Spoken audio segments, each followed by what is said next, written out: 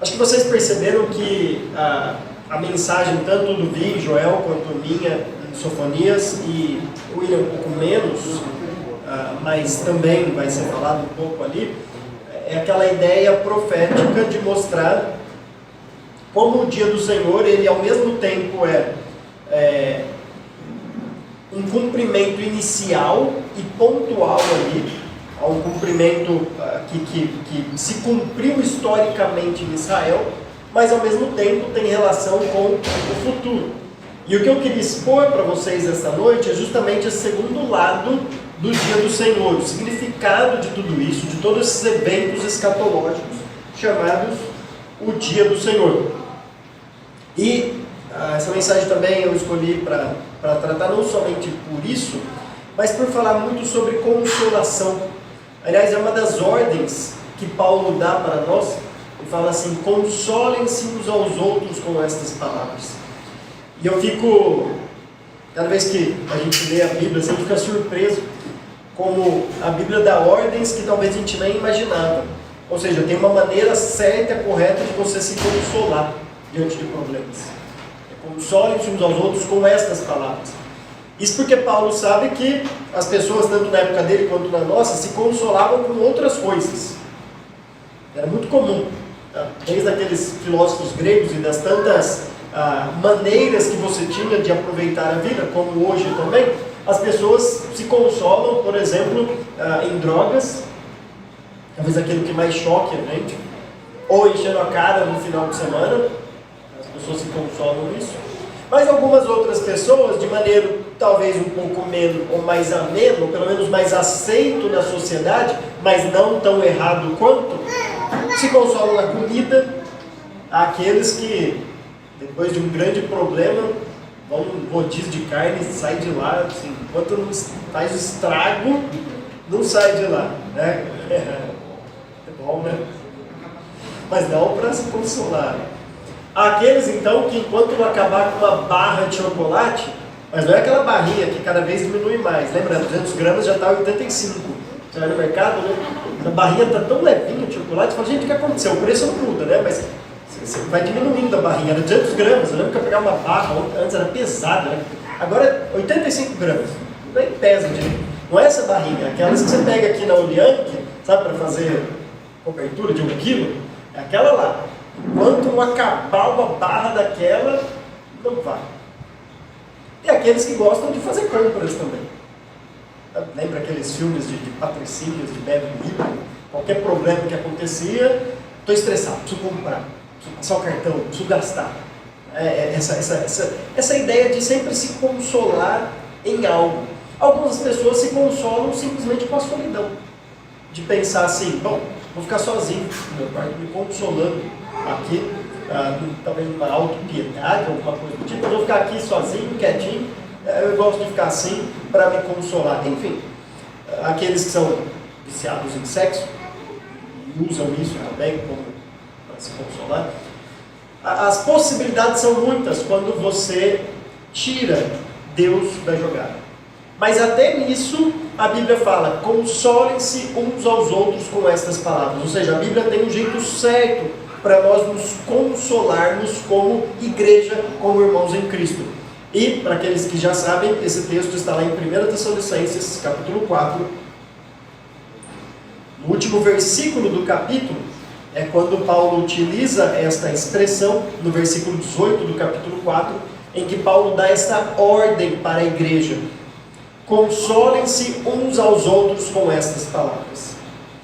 Então nós vamos ver o que Paulo quer que nós aprendamos para que possamos nos consolar mutuamente diante dos nossos problemas, diante das nossas perdas, diante das nossas aflições, de tudo aquilo que temos passado. E nós vamos ler a partir do versículo 13, e entrando um pouco aí no capítulo 5, que segue esse grande tema que vai do versículo 13 até o versículo 11 do capítulo 5. Tentaremos abordar todo esse grande parágrafo sobre escatologia na carta 1 Tessalonicenses. Essa carta, muitos pensam que foi a primeira carta de Paulo que ele escreveu. Há alguns que creem que foi Gálatas a primeira carta. Mas independente se foi 1 Tessalonicenses ou Gálatas, o fato é que foi bem no começo do seu ministério, bem no início, provavelmente na segunda viagem missionária de Paulo, em que ele escreve essa carta aos Tessalonicenses. E ele diz assim, então, a partir do versículo 13: Irmãos, não queremos que vocês sejam ignorantes quanto aos que dormem, para que não se entristeçam como os outros que não têm esperança. Se cremos que Jesus morreu e ressuscitou, cremos também que Deus trará, mediante Jesus e com Ele, aqueles que nele dormiram. Dizemos a vocês, pela palavra do Senhor, que nós, os que estivermos vivos, os que ficarmos até a vinda do Senhor, certamente não precederemos os que dormem. Pois, dada a ordem, com a voz do arcanjo e o ressoar da trombeta de Deus, o próprio Senhor descerá dos céus, e os mortos em Cristo ressuscitarão primeiro. Depois nós, os que estivermos vivos, seremos arrebatados com eles nas nuvens, para o encontro com o Senhor nos ares. E assim estaremos com o Senhor para sempre. E aí ele termina essa primeira parte dizendo: consolem-se uns aos outros com estas palavras. Deus, nós pedimos a tua direção, para que a palavra que será exposta, explicada e aplicada aqui, possa falar aos nossos corações e de fato servir como uma maneira correta de nos consolarmos mutuamente. Amém. Depois de uma parte prática da carta, o versículo 4, começa, Paulo diz assim: quanto ao mais, irmãos, ou seja, outras coisas que eu tenho para dizer, e ele vai mostrar algumas maneiras de viver uma vida santificada. A escatologia é um dos grandes motivadores para uma vida de santidade, uma vez que o nosso foco sai do aqui e do agora e vai para além, pro depois, pro lá, pro então, e aí voltamos para agora, vivendo uma vida diferente, justamente por causa daquilo que nos espera. E é interessante porque uma das grandes lutas aqui dos Tessalonicenses era justamente na área sexual. Era muito comum, as pessoas ali podiam ter, um homem podia ter a sua esposa, podia ter depois uma concubina, que ele também se relacionava, depois tinha as meretrizes, as prostitutas cultuais, enfim, era uma diversidade de maneiras para o cara se consolar. E aí Paulo diz então, para fugir de tudo quanto é imoralidade sexual, a partir do versículo 3. Enfim, depois ele vai falando outras ordens práticas sobre o amor fraternal, até então neste grande parágrafo a respeito da escatologia. Depois, a ignorância sempre vai conduzir ao desespero.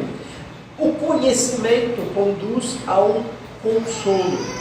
Paulo não vai excluir a tristeza, claro, isso nunca deve ser excluído dos nossos problemas, mas por outro lado, ele vai dizer para nós não nos entristecermos como os outros.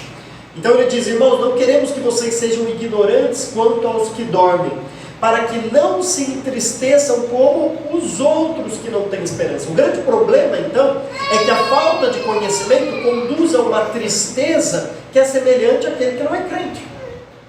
Porque o descrente é justamente aquele que não tem o conhecimento de Deus, não sabe quem é Deus, não crê em Deus. E toda vez que um cristão se desespera, fica triste como os demais, ele está agindo como se fosse um descrente. Ele está agindo então sem conhecimento. Perceba que o grande foco de Paulo aqui, muito específico, são aqueles que dormem. Isso é um eufemismo, é uma forma suave e branda, para não dizer aqueles que morreram. É aqueles que dormem. Tanto aqui quanto em todo o parágrafo aqui que Paulo escreveu, até no final do capítulo 4, Paulo utiliza um modo de escrever para esse dormir muito interessante, que não é muito comum. A gente só utiliza talvez para criança, que é o passivo, a voz passiva. Ou seja, alguém que foi colocado para dormir. Mas é estranho. A gente não fala isso, porque a gente está acostumado a dormir sozinho, a gente aprende a dormir sozinho. A criança, se você não ensinar, ele sempre vai precisar de ser colocado para dormir. Então, a gente usa isso para criança, mas não para adulto. Adulto dorme, você que dorme, você não é colocado para dormir. Imagina, na sua idade, sua mãe vai te pegar no colo, seu marido, sua esposa, te pega no colo e fica lá balançando, dá um leitinho para você dormir. Tem alguns que tem que ser colocado para dormir com TV ligada, alguma coisa que vai, o sono vai vir, não consegue dormir sozinho. Mas a ideia da voz passiva aqui é justamente para ressaltar que quando uma pessoa morre, foi um ato dela, não ela que morreu, ela foi colocada para morrer. Claro que Paulo está então usando um passivo divino, que nós chamamos, ou seja, é Deus quem é o responsável em última instância por qualquer morte que temos. Aquela expressão que tem, né, que as pessoas dizem que ele morreu de véspera, quando a pessoa morre muito nova, alguma coisa assim, ou morre de um acidente. Olha, se tivesse mais atenção, morreu de véspera, ele podia ter... Não podia. Não podia. Porque se ele morreu naquele dia, era aquele dia que Deus queria de fato que ele morresse. Podia ser de um acidente, podia ser de qualquer coisa, mas foi naquele dia. Conversando com o Jean e Janaína, que a Janaína acabou de perder o pai, foi exatamente essas palavras que ela falou para mim. Falou ali, que nos consola, que não foi Covid que matou meu pai, não foi isso. Deus queria que ele fosse naquele momento. E se não fosse de Covid, como ele morreu naquele momento, ia ser de qualquer outra coisa. Porque Deus vai pegar de surpresa. Deus vai falar assim, e agora? Veio uma doença, e eu não queria que essa pessoa morresse, mas a doença pegou a pessoa e a pessoa perdeu a vida. Não existe isso na teologia debaixo da soberania de Deus. Foi isso também que tirou o meu medo de voar de avião. Tinha muito medo antes de voar de avião.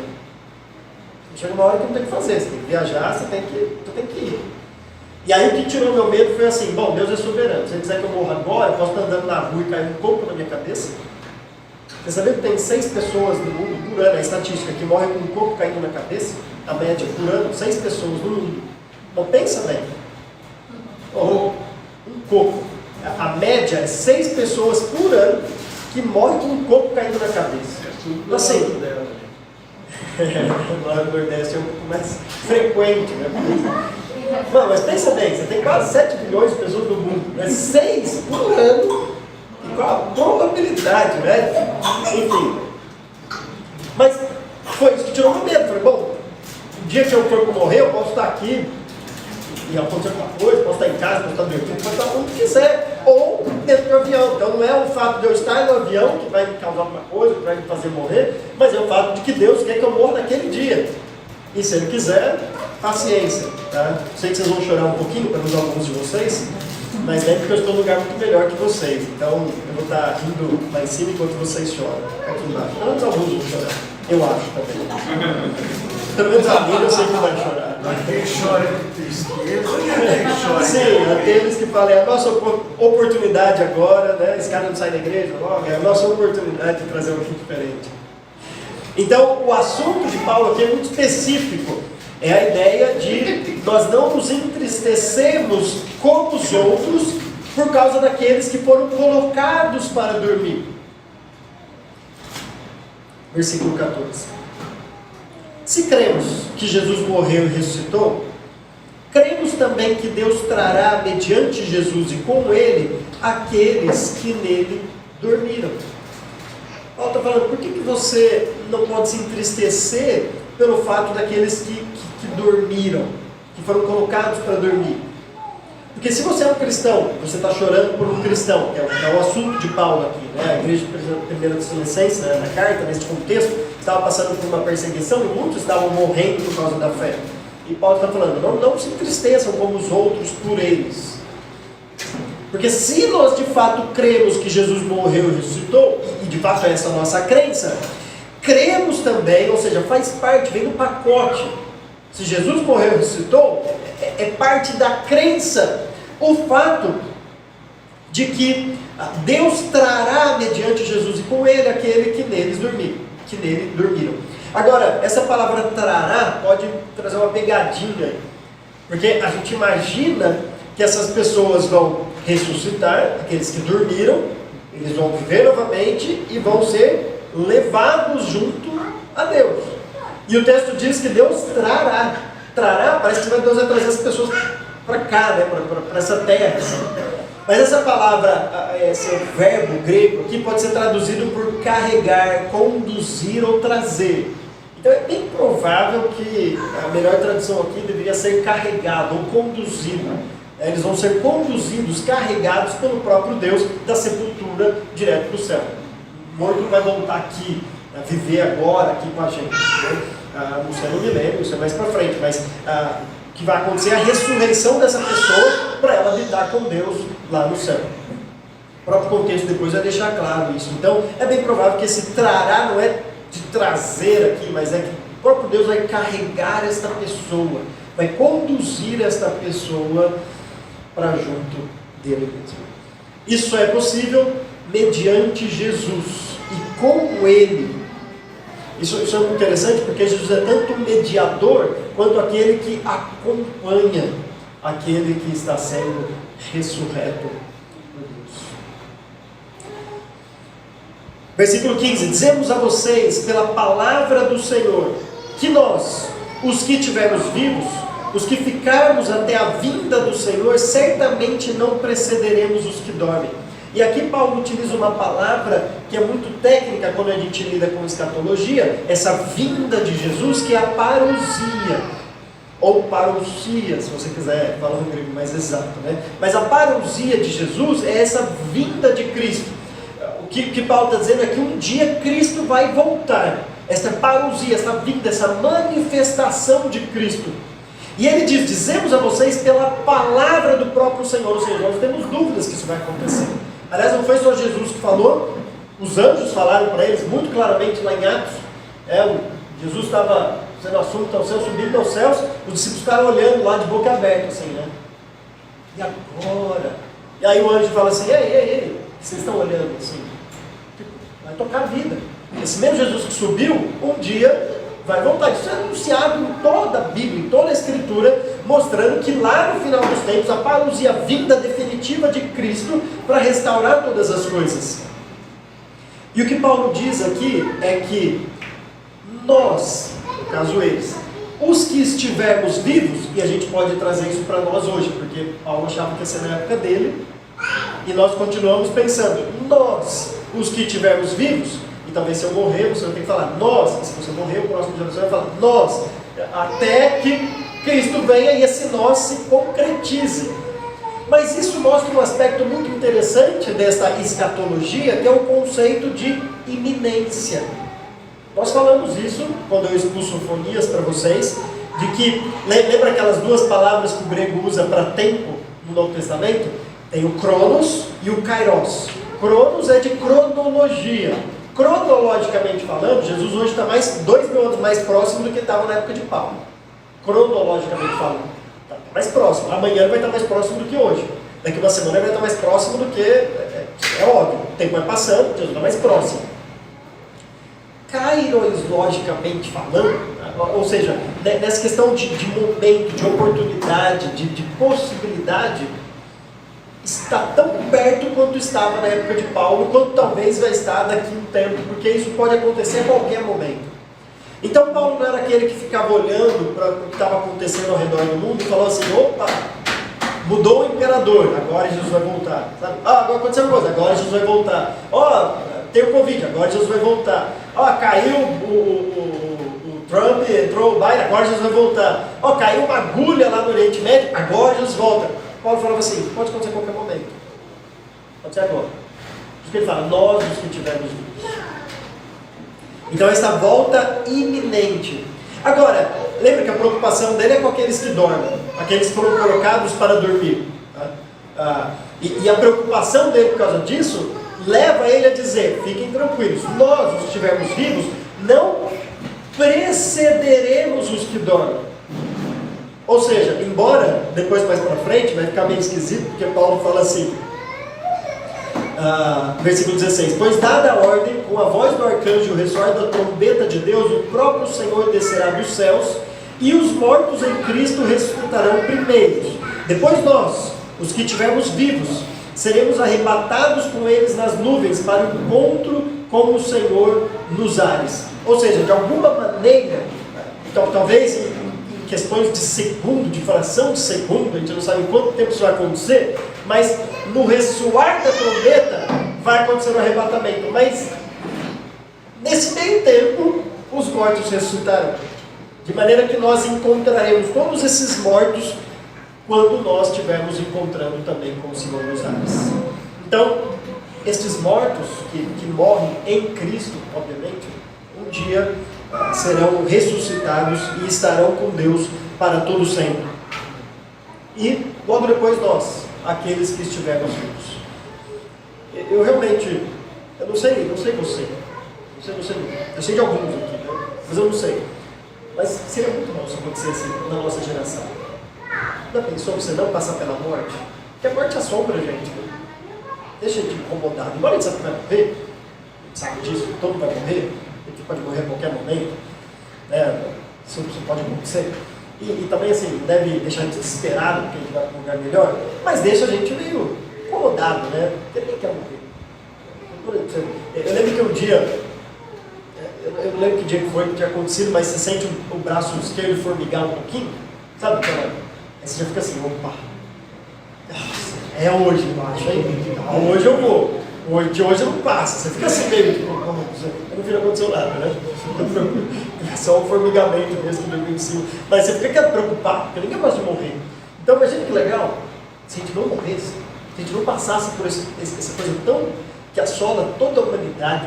Dizem que a única certeza que a gente tem na vida é essa, quando nasce. Um dia você vai morrer. Isso é a certeza que você pode ter. Um dia você vai morrer. A não ser que Deus queira que a nossa geração seja essa que falará, nós, os que tivermos vivos.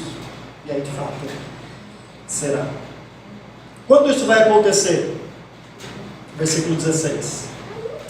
Pois, dada a ordem, logicamente uma ordem divina, com a voz do arcanjo e o ressoar da trombeta de Deus. O texto não fala que arcanjo que é esse, mas só tem um arcanjo. Porque a própria palavra arcanjo presume que é um arcanjo, é o principal dos anjos. Se tivesse dois, não seria um arcanjo. Porque o arcanjo é o principal. Então só tem um da Bíblia que é chamado de arcanjo, que é Miguel. Então provavelmente é Miguel que de alguma maneira vai soar a sua voz. A voz do arcanjo. Você não sabe o que ele vai fazer, o que ele vai falar, mas o arcanjo vai falar alguma coisa. E junto com isso, o ressoar da trombeta de Deus. Ou seja, a trombeta de Deus vai tocar, vai ressoar. E aí o próprio Senhor descerá dos céus. E os mortos em Cristo ressuscitarão primeiro. Agora olha que interessante esse versículo 17. Presta bem atenção. Depois nós, os que estivermos vivos, seremos arrebatados com eles nas nuvens, para o encontro com o Senhor nos ares. E assim estaremos com o Senhor para sempre. Por que esse versículo é interessante? Porque esse versículo ressoa a promessa de Atos capítulo 1, em que os anjos falam do mesmo jeito, Jesus subiu entre as nuvens e fala do mesmo jeito que Cristo subiu, ele vai descer, ou seja, ele subiu nas nuvens, ele desce nas nuvens. Agora, há muitas profecias, tanto no Antigo Testamento quanto no Novo, dizendo que, principalmente no Novo, muito mais no Novo, dizendo que Jesus Cristo ia vir para pisar no Monte Sião, reinar em Jerusalém, estar presente aqui. Mas não é o que o texto fala aqui. O texto fala que nesta vinda dele, ele vai vir nas nuvens. E nós encontraremos ele nas nuvens. Ou seja, o texto não está falando aqui do reinado de Cristo, quando ele vem para instituir o seu reino aqui nessa terra. O texto está dizendo de um evento anterior, nós sabemos pela Bíblia que tem pelo menos 7 anos de diferença, de um evento anterior, de que nós encontraremos o Senhor nos ares. Há aqueles que gostam de pegar todos estes textos que falam sobre a volta de Cristo e pensar que é tudo uma coisa só, Deus vem de uma vez só e pronto. Aí eu lembro de um professor meu, do Carlos Oswaldo, que dizia assim, os textos apresentam 4 patas, rabo, focinho, pelo, e aí tem gente que olha e fala assim, é tudo cachorro, é tudo gato, é tudo felino. Mas olha, e aí alguns olham e falam assim, não, espera aí, aqui é um tigre, aqui é um gatinho, aqui é um leão, são felinos diferentes. Quando você olha os detalhes dos textos, me parece que são 2 vidas distintas, ao invés de simplesmente uma grande volta de Jesus para fazer tudo de uma vez. Então, todos os textos falam sobre que Jesus vai voltar. Mas quando você coloca aquela lupa e aproxima os detalhes, alguns dizem que ele vai pisar aqui a terra. E outros dizem que nós encontraremos com ele nos ares. Ou os textos estão falando de 2 coisas diferentes, que é o que eu creio, o que nós queremos como igreja, ou então alguma confusão vai ter que acontecer aí, né? Sei lá, a gente encontra com ele nos ares e logo desce. tipo assim, né? Para tentar juntar tudo isso. Então nós, os que estivermos vivos, seremos arrebatados com eles nas nuvens, para o encontro com o Senhor nos ares, e assim estaremos com o Senhor para sempre. Irmãos, essa é a palavra que Deus quer que nós consolemos uns aos outros.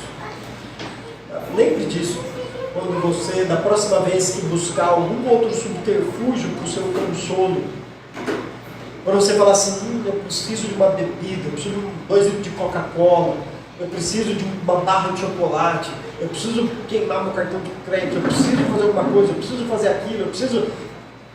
Lembra que Cristo vem. Lembra que Cristo está vindo. E Paulo diz, consolem-se uns aos outros com estas palavras.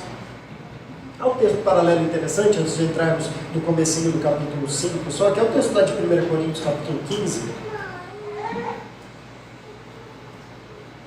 Eu queria ler só alguns versículos com vocês. Primeiro, o versículo 23, que diz assim: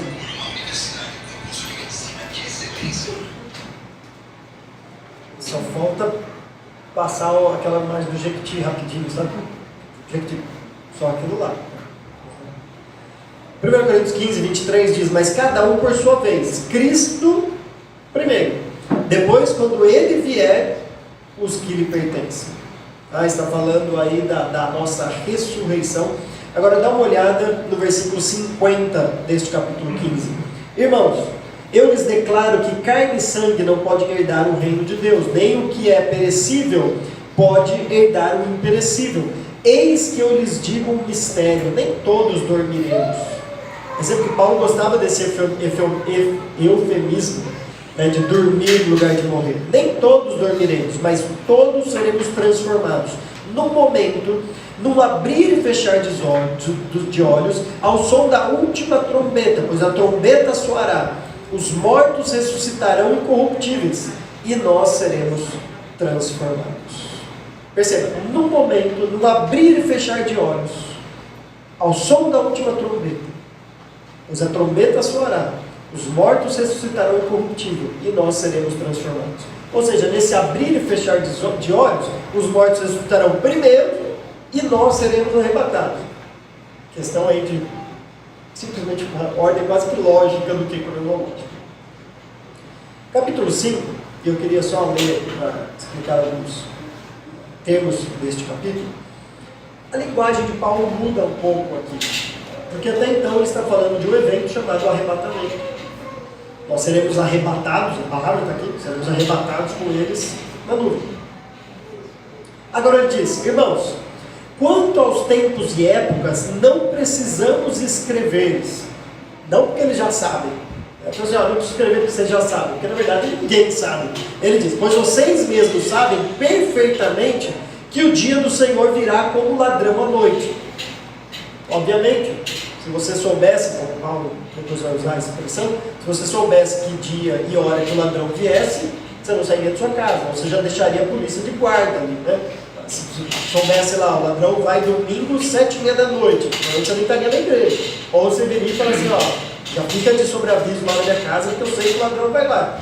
Então essa ideia de que vai vir como um ladrão à noite, esse grande evento vai acontecer quando ninguém espera. Agora olha que interessante o versículo 3. Quando disserem paz e segurança, a destruição virá sobre eles de repente, como as dores de parto a mulher grávida, e de modo nenhum escaparão. Primeiro estava falando de algo que seria iminente, no abrir e fechar dos olhos, algo que vai acontecer a qualquer momento, soar a trombeta, e nós estaremos com Deus. Agora não. Agora fala de um evento em que algo vai preceder esse evento, que é quando falar sobre paz e segurança. Então o que agora o parágrafo vai mostrar é o que vai acontecer depois daquele primeiro evento chamado arrebatamento. E percebam que naquele primeiro evento, só aqueles que morrem em Cristo ressuscitam. Se você for lá para o Apocalipse 19, João vai dizer assim, bem-aventurados aqueles que ressuscitam na primeira ressurreição. Porque depois vai acontecer a segunda ressurreição, daqueles que morrem sem Cristo, que também vão ser ressurretos, mas para punição eterna.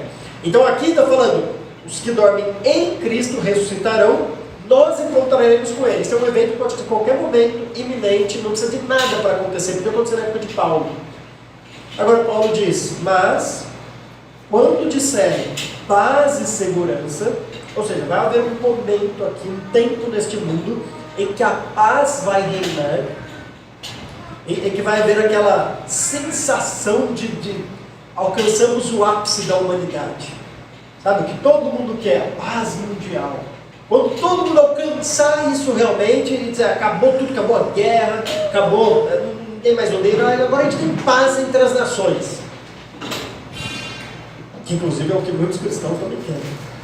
Quando isso acontecer, a destruição virá sobre eles de repente. Obviamente, eles é um contraponto aos crentes. Lembra lá no capítulo 4? Não quero que vocês fiquem tristes, sem esperança, como os outros, como eles. Então, eles vão ser aqueles que vão ser destruídos. Então, a destruição virá sobre eles de repente, como as dores de parto, a mulher grávida, e de modo nenhum escaparão. Se vocês lembrarem de uma das minhas mensagens de Sofonias, a palavra destruição aparece várias vezes lá numa das mensagens. Várias vezes a destruição, eu destruirei, várias vezes aparece a palavra, e Paulo está fazendo então referência àquele grande evento que Sofonias disse, que é o dia do Senhor. Como nós sabemos disso? O próprio Paulo vai mostrar. Ele vai falar no versículo 4. Mas vocês, irmãos, não estão nas trevas, para que esse dia, o dia do Senhor, os surpreenda como ladrão. Vocês todos são filhos da luz, filhos do dia. Não somos da noite nem das trevas. Portanto, não durmamos como os demais, mas estejamos atentos e sejamos sóbrios. Pois os que dormem, dormem de noite, e os que se embriagam, embriagam-se de noite. Paulo muda a palavra dormir aqui, para você não confundir com a palavra anterior, que ele usou. No grego é uma outra palavra, porque aqui não é a ideia de morrer. Então falando assim, gente, não morra, né? Mas fique vivo, porque a gente nem tem controle sobre isso.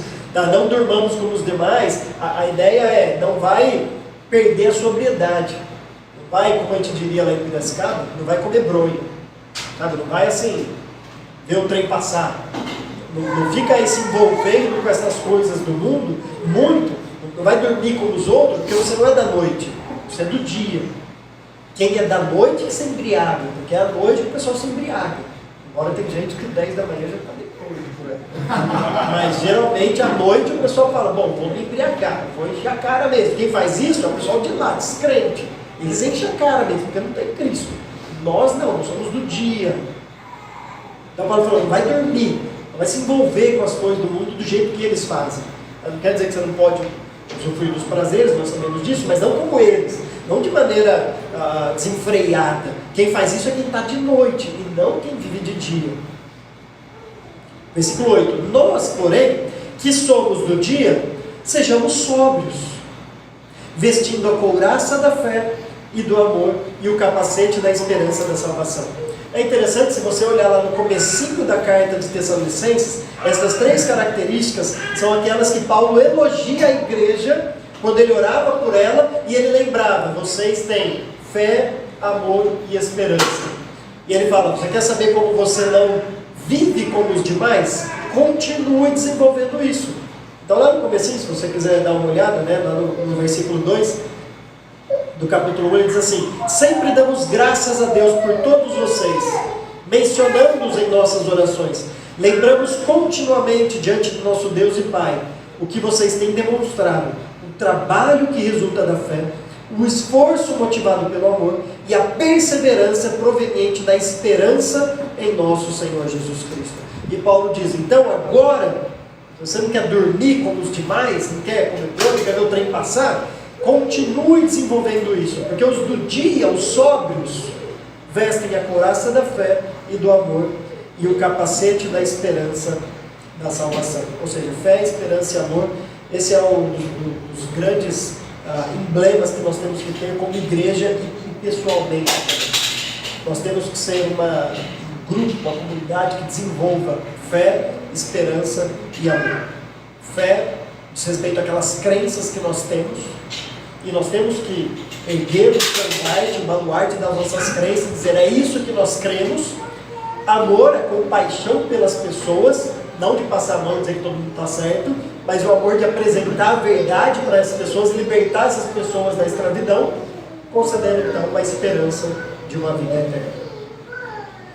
Versículo 9: porque Deus não nos destinou para a ira, mas para recebermos a salvação por meio de nosso Senhor Jesus Cristo.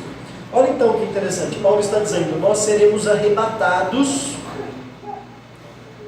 antes de o pessoal falar por aí, paz e segurança. Aí Paulo fala, por que nós seremos arrebatados? Porque nós não fomos destinados para a ira, ou para essa destruição. Paulo está falando, nós não fomos destinados para isso. Se não fomos destinados, Deus vai tirar os seus antes de então mostrar a sua ira. É interessante, tanto a carta de Pedro quanto Judas vão utilizar dois eventos do Antigo Testamento para ilustrar o que vai ser esse período. E os dois eventos que eles usam, Pedro e Judas, é Sodoma e Gomorra e o dilúvio. E nesses dois eventos, Deus procede exatamente da mesma maneira. Ele tira os seus, ele tira Ló, sua família, ele tira Noé e sua família, para depois castigar a terra. E Pedro e Judas vão dizer, Deus sabe livrar os seus do dia do juízo. Nós não fomos destinados para a ira. Um dia a ira de Deus vai ser manifesta neste mundo, quando todo mundo disser paz e segurança. Mas quando isso acontecer, nós não estaremos mais aqui. Graças a Deus por isso. Versículo 10 e 11, Paulo termina então dizendo, ele morreu por nós, para que quer estejamos acordados, quer dormindo, vivamos unidos a ele. Por isso, exortem-se e edifiquem-se uns aos outros, como de fato vocês estão fazendo. Paulo lembra então que garante a nossa união com Cristo, é a própria obra dele mesmo. Ele morreu por nós, ou seja, tudo isso é possível. Você vai livrar da ira, não é porque você é bom, não é nada disso, é porque Ele morreu por nós, em nosso benefício, para estarmos unidos a Ele. E aí é interessante que no versículo 18 ele diz, consolem-se uns aos outros com essas palavras. E agora ele praticamente continua dizendo, além de consolar uns aos outros, exortem-se e edifiquem uns aos outros, como de fato vocês estão fazendo. Porque às vezes nós temos que consolar alguém com a realidade da ressurreição, do arrebatamento, de tudo aquilo que vamos presenciar no céu. Mas a gente tem que exortar uma pessoa por causa disso. Porque a pessoa está dormindo. Ela está vivendo como os demais. E a gente fala, espera aí. Cristo pode voltar a qualquer momento. E você está vivendo como um descrente.